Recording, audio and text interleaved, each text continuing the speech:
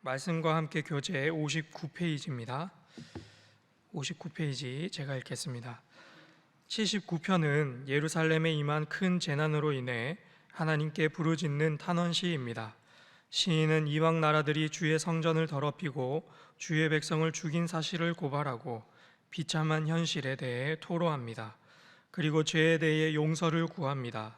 또한 백성의 처지를 조롱했던 이방 나라에 대한 심판도 잊지 않으시기를 촉구합니다.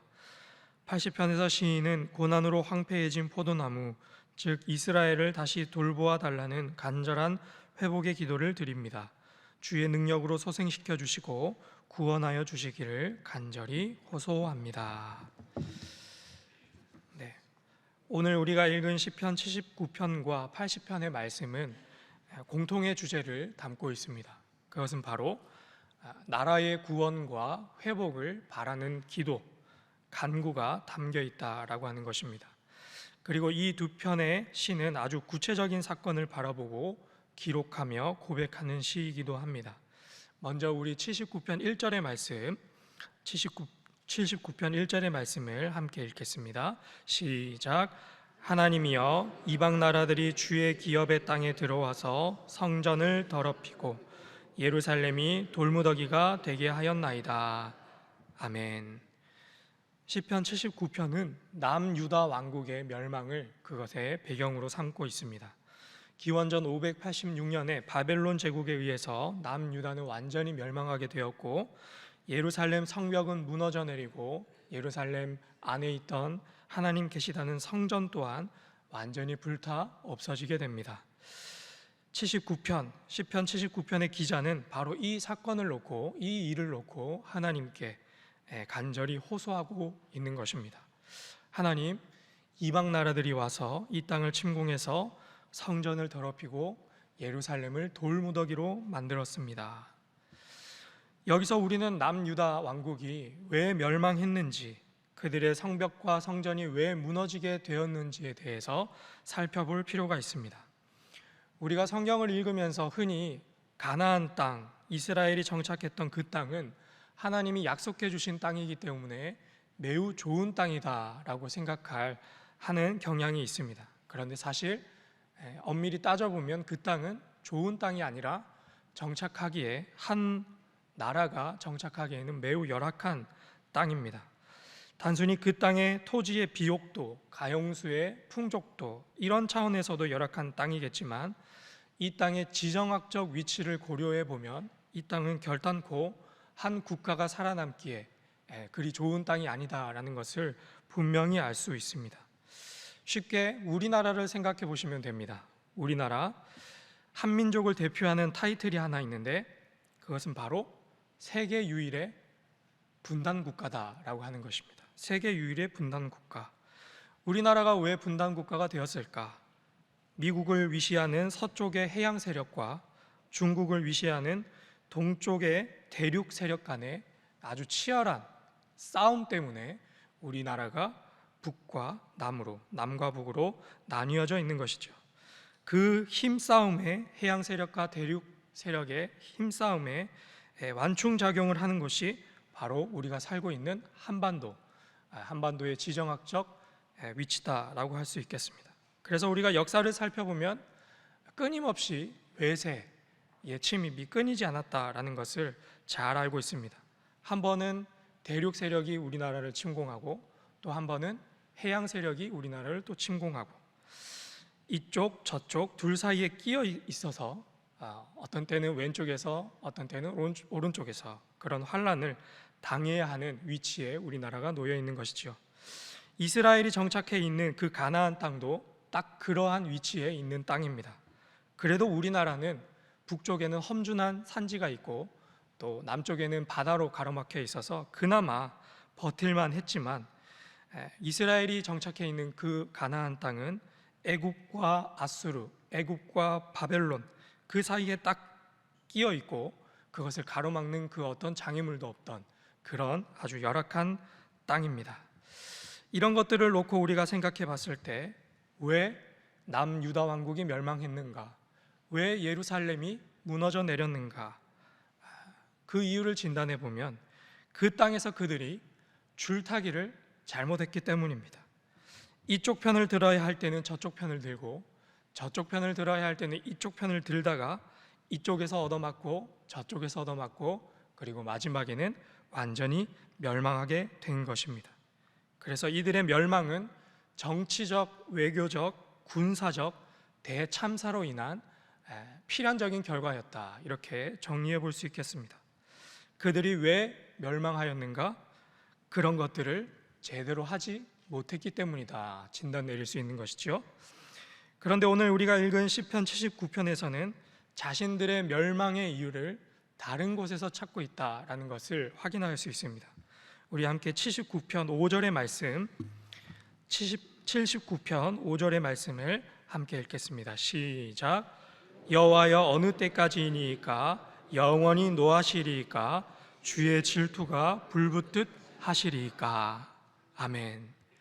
시편의 기자는 예루살렘의 멸망, 남유다 왕국의 멸망이 무엇 때문이라고 밝히고 있습니까?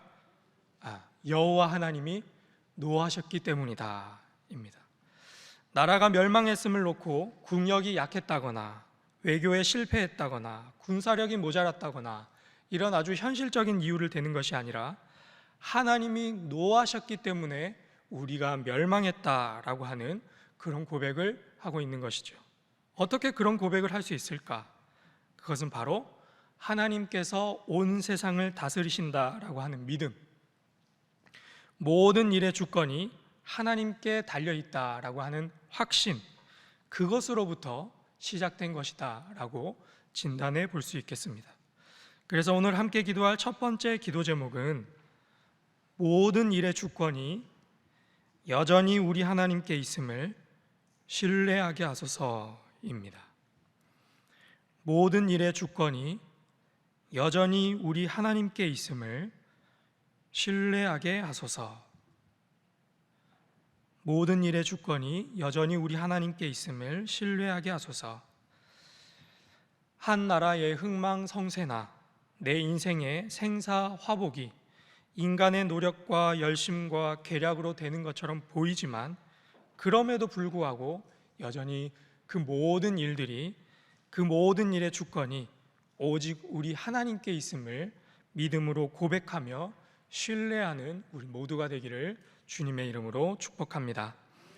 두 번째 말씀을 함께 찾아보겠습니다. 79편 8절과 9절의 말씀입니다. 8절과 9절의 말씀 함께 읽겠습니다. 시작.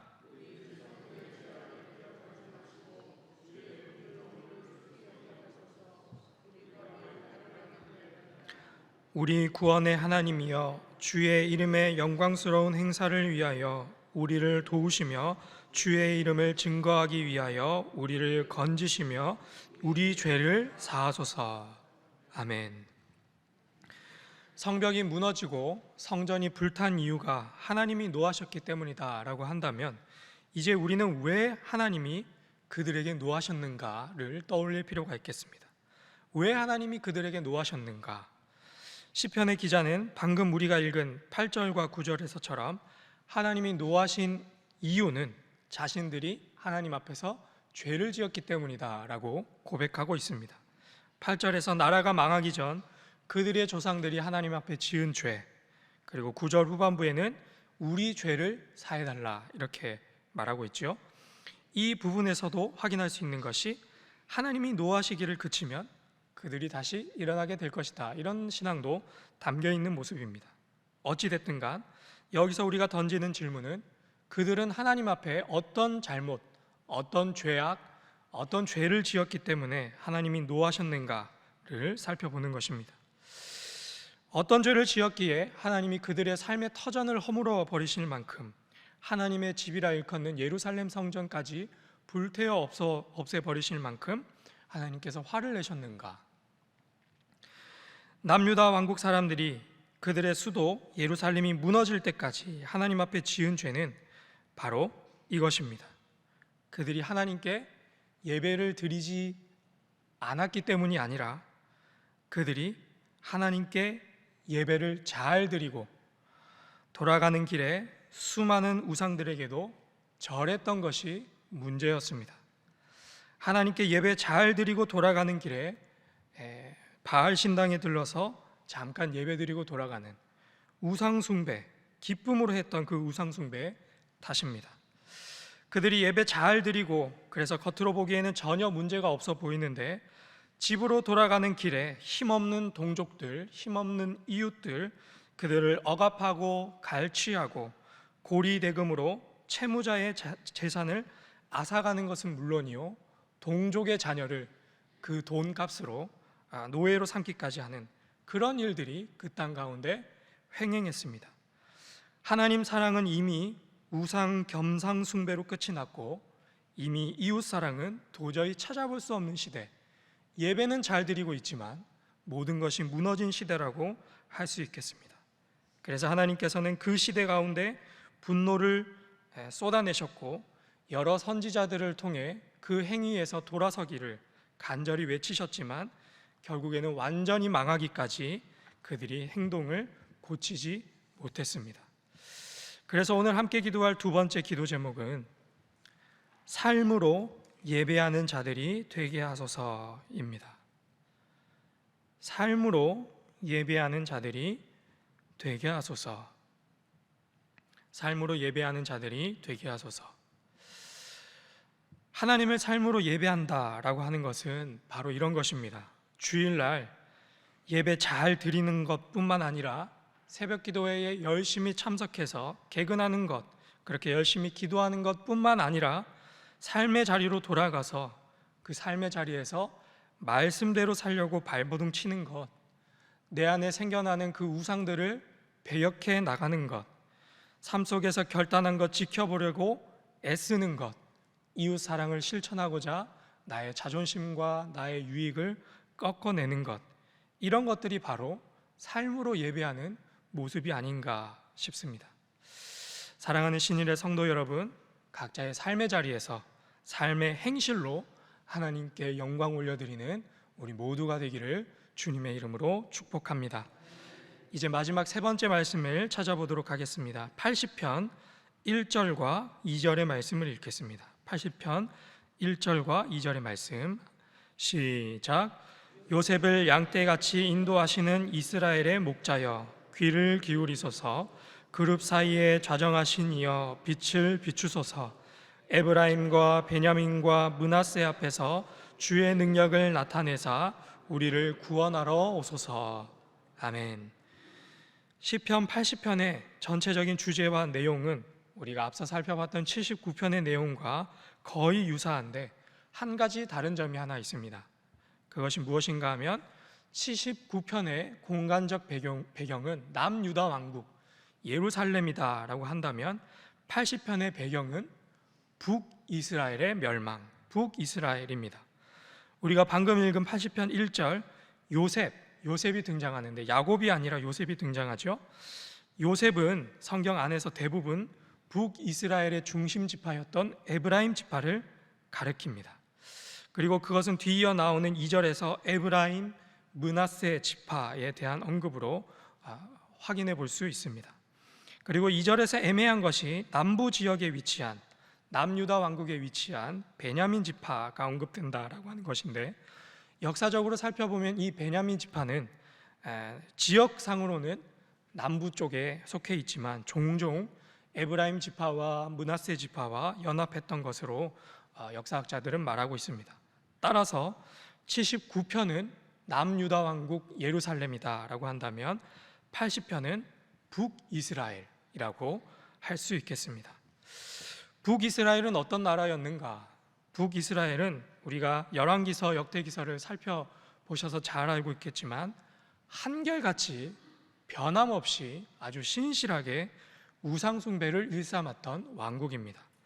여로보암 왕 이래로 단 한 번도 하나님 앞에 신실하게 정직하게 온전히 행했던 적이 단 한 번도 없는 그런 나라입니다. 왕과 지도자들은 물론이요, 그 땅 가운데 살아가고 있는 모든 백성들 또한 바알과 아세라를 섬겼고 우상 숭배에 아주 적극적인 사람들이었습니다. 그런데 오늘 본문에서 그토록 우상 숭배에 열심이었던 그들이 멸망하고 나서 누구를 찾습니까? 하나님을 찾습니다. 바알과 아세라를 찾는 것이 아니라 하나님을 찾습니다. 비록 온 나라가 쑥대밭이 되고 나서야, 환난과 핍박이 닥치고 나서야 하나님 앞에 나오는 발걸음이지만, 그래도 그 발걸음이 바알과 아세라로 가는 것이 아니라 우리 하나님께 나아왔다라고 하는 것이 참 귀한 모습이다라는 생각을 해보게 됩니다. 하나님, 잘못했습니다. 하나님, 우리를 살려주십시오. 하나님, 우리를 구원하실 이는 오직 당신뿐입니다. 저는 오늘 이 모습이 시편 79편과 80편을 통해 우리가 배워야 하는 모습이 아닌가, 그런 생각을 해보게 됩니다. 그래서 함께 기도할 마지막 세 번째 기도 제목은 내 죄에 대한 무거운 징계 앞에서도 하나님을 붙잡게 하소서입니다. 내 죄에 대한 무거운 징계 앞에서도 하나님을 붙잡게 하소서. 내 죄에 대한 무거운 징계 앞에서도 하나님을 붙잡게 하소서. 오늘 우리가 살펴본 79편과 80편에서 발견하는 주의 백성들이 당하는 그 고난과 환난은 아무 까닭 없이 생긴 고난이 아니라 아주 긴 세월 동안 끊이지 않았던 그들의 배역함, 완악함으로부터 온 것임을 잘 알고 있습니다. 그런데 사람이 참 교만한 것이 아주 명백하게 내 잘못으로 인한 고난, 징계라고 할지라도 종종 하나님을 원망할 때가 있고, 하나님을 욕보일 때가 있고, 심지어 하나님을 등질 때가 있지 않나 싶습니다. 하지만 그때가, 하나님께서 우리를 징계하실 그때가 하나님 앞에 진실로 무릎 꿇고 회개하고 하나님만을 붙잡아야 할 시기와 때인 줄로 믿습니다. 주님께서는 아무리 추악한 죄를 지은 사람이라고 할지라도 진정으로 회개하고 돌이키는 자를 외면치 않은 분이시다라는 것을 경험하고 고백하는 우리 모두가 되기를 주님의 이름으로 축복합니다. 이제 말씀을 놓고 함께 기도하겠습니다. 첫 번째 기도 제목은 모든 일의 주권이 여전히 우리 하나님께 있음을 신뢰하게 하소서. 두 번째 기도 제목은 삶으로 예배하는 자들이 되게 하소서. 세 번째 기도 제목은 내 죄에 대한 무거운 징계 앞에서도 하나님을 붙잡게 하소서 기도하시고, 더불어 안식월 기간 중에 있는 위임 목사님을 위해, 또한 선교 사역을 감당하고 있는 선교사님들을 위해, 특별히 이 나라와 민족을 위해 북녘의 동포들과 한반도의 평화 통일을 위해 우리 함께 기도하도록 하겠습니다. 주여 믿습니다. 주여 믿습니다. 주여 믿습니다.